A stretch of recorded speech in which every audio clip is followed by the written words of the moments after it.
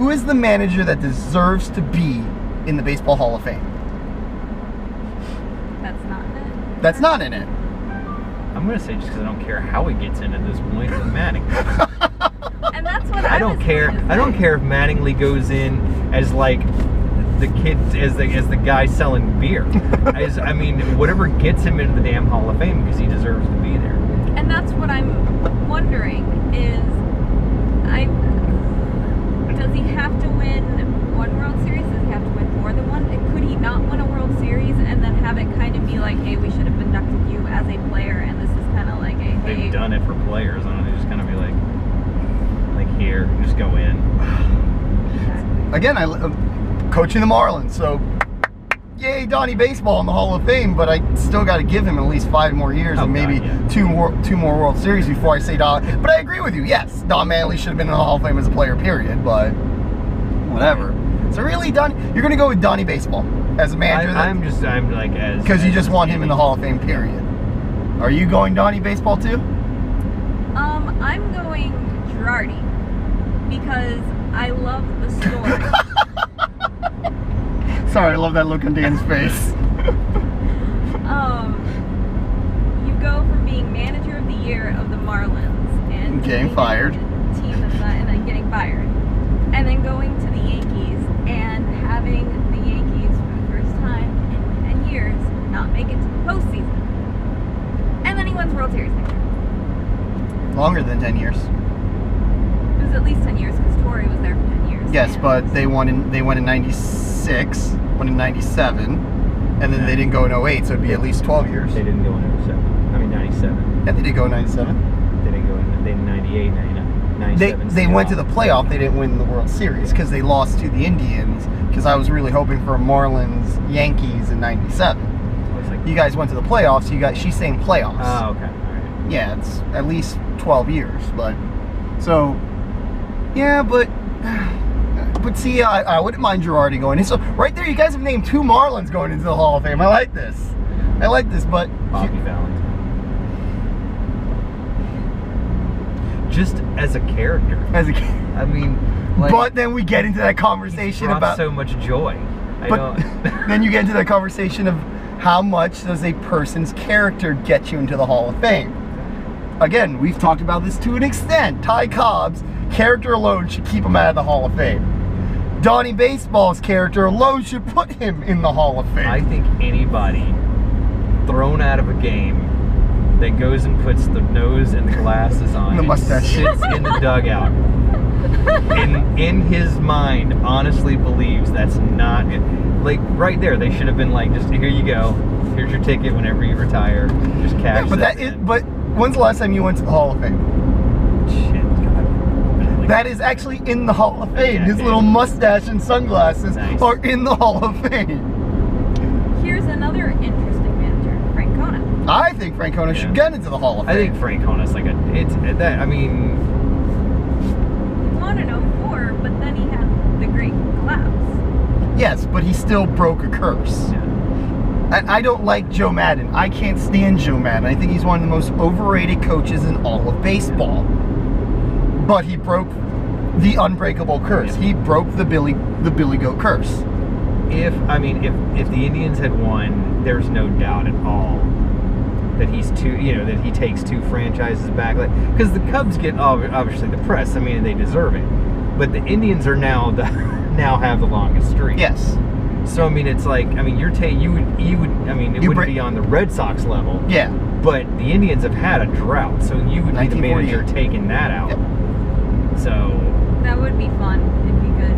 I mean, so we all can agree if Francona wins with the Indians, Hall of Fame. Mm-hmm. Okay. Joe Maddon, again, one of the most overrated managers I've ever seen, and I know I'm going to get a lot of hate on this. I don't know their World Series guys. Yeah, a Cubs, a freaking almost 110-year drought, and he breaks it. He comes in and goes, "We're going to win a World Series." Granted, it'll get us to our next question after this. And he did a really great job managing. But he's a character all on his own. It's you with the Valentine theory. Joe Maddon is a character. He's a very entertaining person to watch, manage, press conference. I mean, I don't think he's ever snapped at press say like a Roger Maris, which the reason Roger Maris is in the Hall of Fame is because they're voted on by writers, and the writers flipping hated Roger Maris. I get that. So it's one of those that, you know, as a character, Joe Maddon is amazing. But, because I got to bring this back to my Marlins, because we've skipped Marlins again, and I like my Marlins. Jim Leland. No, let's skip Jim Leland for now. I'll get back to Jim Leland in a second. Jack McKeon. Jack McKeon really didn't do anything before he won in 03. But he's the oldest manager to ever win a World Series, which is a record, which that's what the Baseball Hall of Fame loves, is records. He took a team that was 19-29, 19-31, something like that, turned it around and went on a complete and utter tear the rest of the baseball season. And then, with a team with only $50 million payroll, I love you both, took down the 150-something million Yankee, the biggest discrepancy in payroll in World Series history. On a guy that only had 3 days of rest and pitched a shutout in Yankee Stadium to win the World Series. We're cursing here.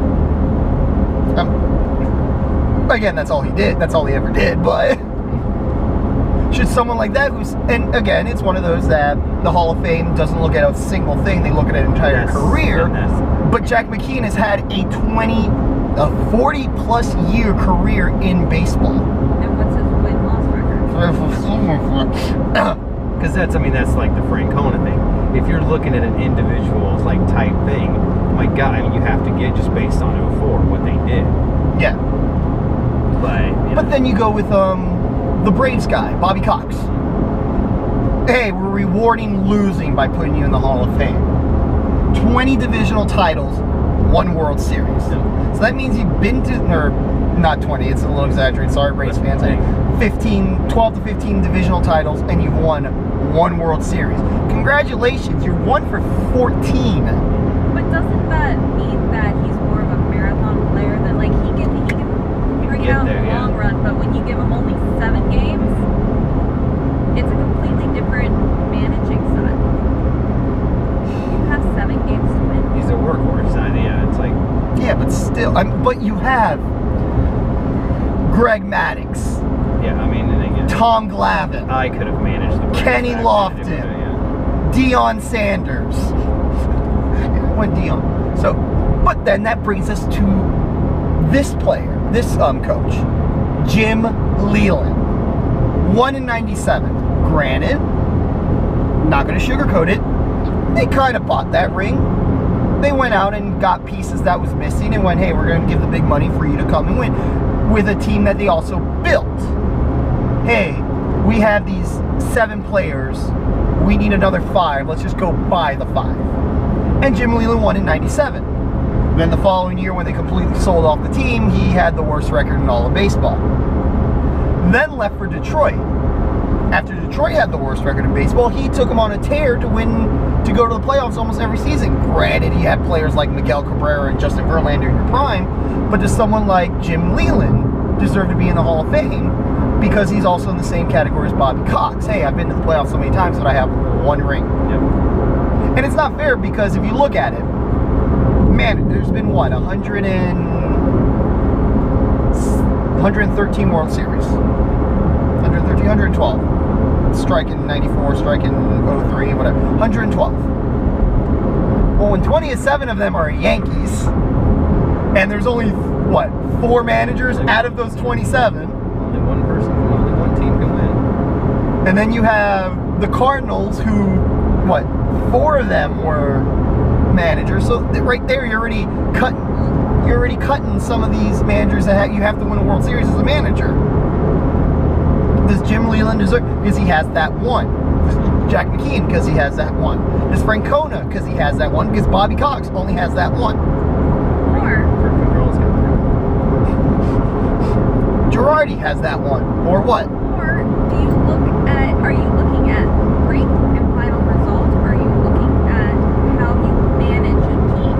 Because as a player, minus batting league, who's